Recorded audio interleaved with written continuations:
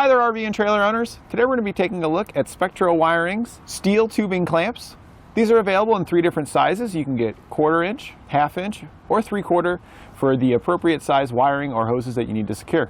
These hose clamps are great for securing wiring, hoses, and brake lines and other items that run front to back on your trailer to keep them from vibrating around and potentially rubbing on things and over time wearing out and damaging themselves.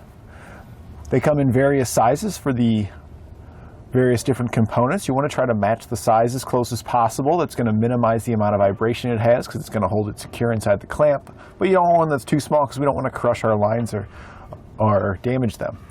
So we're going to be using the 3/4 inch lines here for securing our propane line. You can see that our propane line here kind of hangs down, and I don't like it being able to move around like this because that could potentially hit on here and rub and over time wear through and cause leaks. So I just slide it over and then I'm going to squeeze it down. You can see that we've got a nice fit around our hose. It's got just a little bit of movement. Once we tighten it down, it should hold it secure without letting it slide around. Our clamp also has a rubber coating that goes all the way around it on each side, and that's going to ensure that we don't have any metal contact on our line because it can still potentially vibrate in here, but if we've got rubber on each side, it's not going to wear through and last for a very long time. To secure these, we're just going to use some self-tapping screws. You can get some here at etrailer if you do need some. So we're just going to put our hose up there.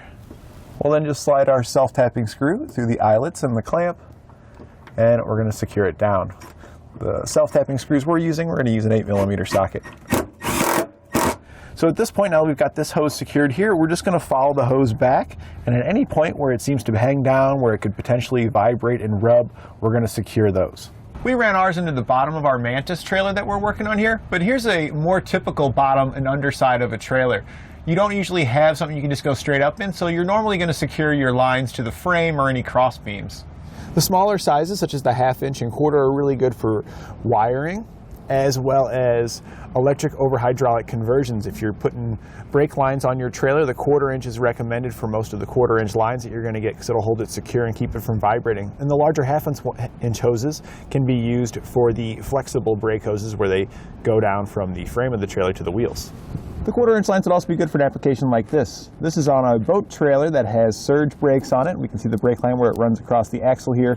The clamps that are currently there they don't have any rubber coating, so it's just metal on metal. So if we got any vibration in this line or water and moisture gets down in here, it can start to cause rust and corrosion due to the two metals. So I highly recommend using the rubber coated ones like we were showing off.